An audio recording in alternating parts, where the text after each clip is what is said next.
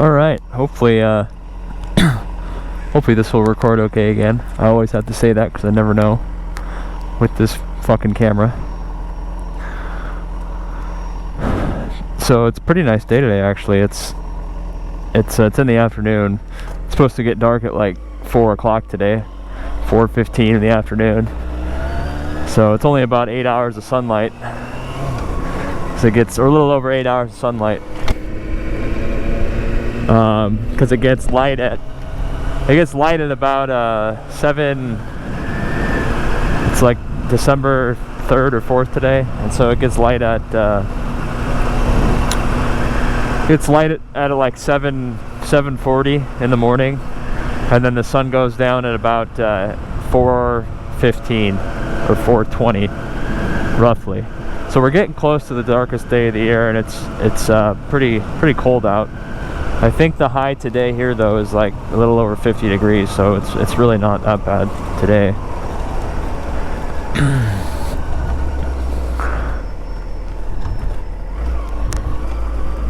But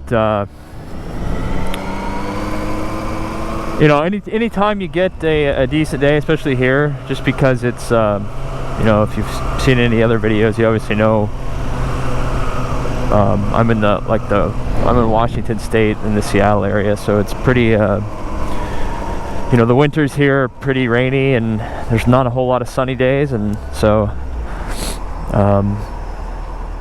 we can get some sunny days, but again, they're usually pretty cold. In today's really no exception. It's, like I said, it's probably like 45 degrees right now, or 48 degrees right now. And I think tomorrow's supposed to be somewhat sunny as well, and then the rain comes in, and like the next 10 days look like pretty much rain every day. And again, we don't get a ton of, we don't get like it's not like we get a bunch of storms or anything, but we just get a lot of days of pretty consistent rain. It's not heavy rain, it's just like a light to medium amount of rain. And so it just kind of, you know, when that's happening, there's a lot less people out doing stuff, obviously, and it's colder, so but yeah, today was obviously nice, so I figured I haven't ridden this bike or my other bike in, you know, probably over a month. I've started them a few times, but haven't really ridden them.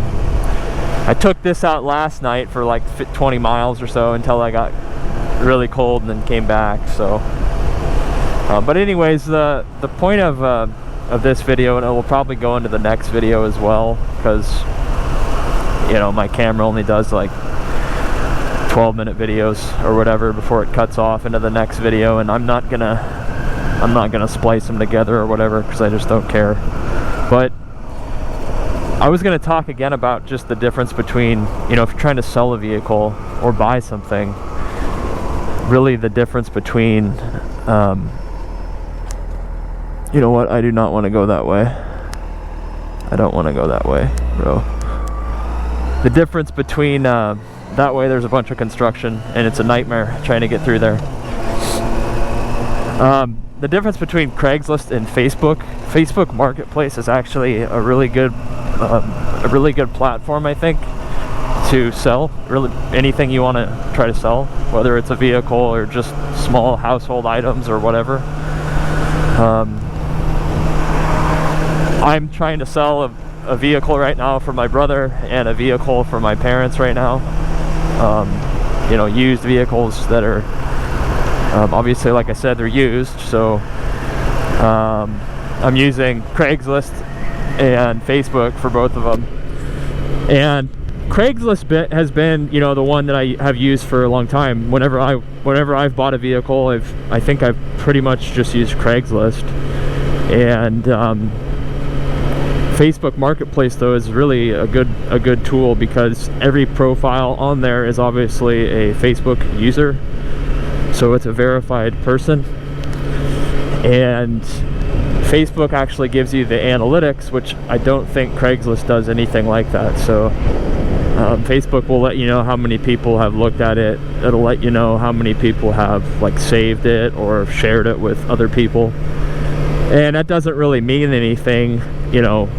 Obviously there's only there's only two outcomes if you're trying to sell something. It's I sell it or I don't sell it. But you know, for example, my brother's trying to sell a car, and you know, just in the past 2 days he's had over 800 people look at it, and like 21 people have saved it, and like 8 or 9 people have shared the listing with other people.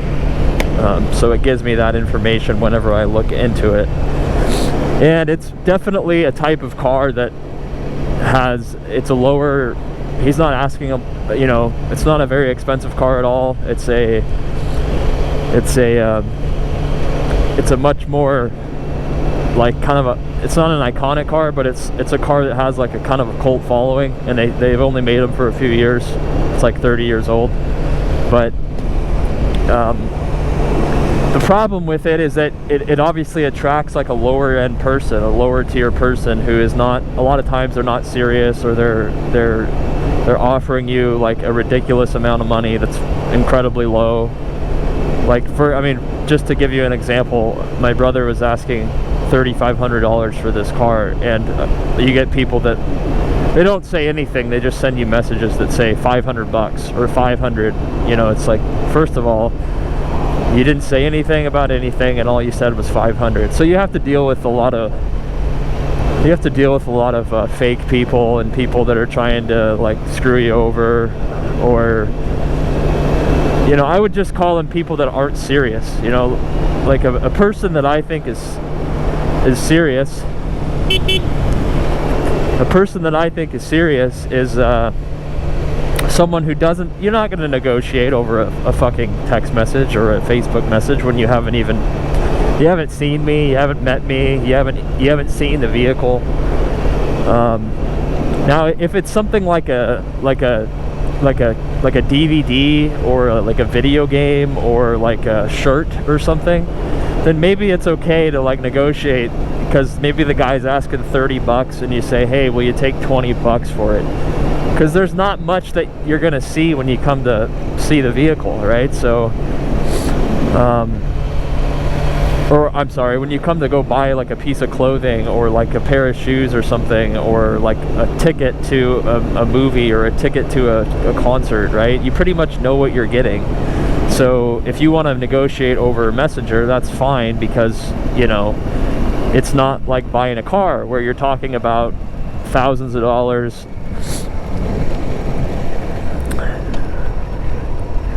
Where you're talking about thousands of dollars, and where you're talking about something that you want to see the condition of it, right? So if you're buying a car, especially an old car, there's going to be a lot of things that you're not going to be able to see in the pictures, and that my description, I'm not the type of guy that's going to write a description that's like 10 paragraphs long. I'm you know, basically what I said is, you know, this is the car, this is the model, this is the mileage, you know, it's a 30-year-old car, so it's not perfect, but you know, overall it's in decent shape for the age, right?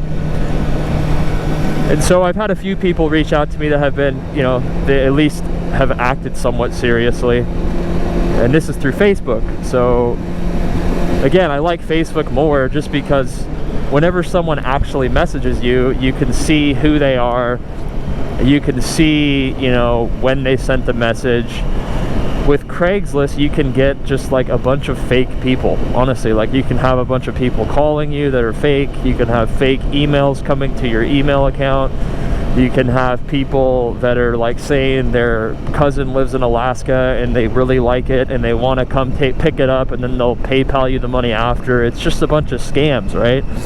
And so that's the problem with Craigslist. Now, I did have to pay, I noticed, I don't know how long they've been doing this for now, but Craigslist makes you pay $5 now, which I think is a good thing, so that, you know, all the fake things for sale stop going up, or that they get minimized, because you don't want a bunch of fake ads up there as well.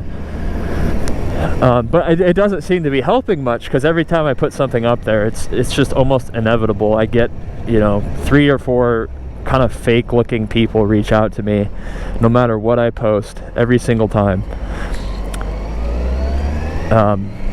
So that's just, it's fine, I guess. It's just the reality of the internet.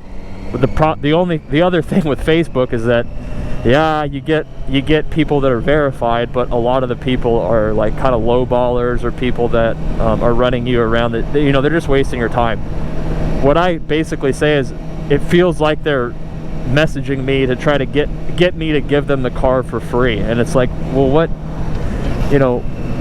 hey man, I got something I'm trying to sell here. If you want to come look at it, please be my guest to come look at it, and then you can come look at it. That shows me that you're serious. That shows me that you have interest in the car. And then, hey, you didn't say anything about this alignment maybe being off, or you didn't say anything about the air conditioner not working, or you didn't say anything about, geez, the steering feels like it maybe needs this or that, right? Would you take 2,500 for it? Would you and then at that point, I know I have a real person. So whether or not I accept the offer, I can at least respect the fact that, hey, this person showed up, they brought money, they test drove it, they looked at it, I know they're interested, they want to make an offer on it today. They're not someone that just floats a, hey, would you take $500 for it? That is like it's just, I don't know what that person is thinking. I don't even respond to those people, because it's just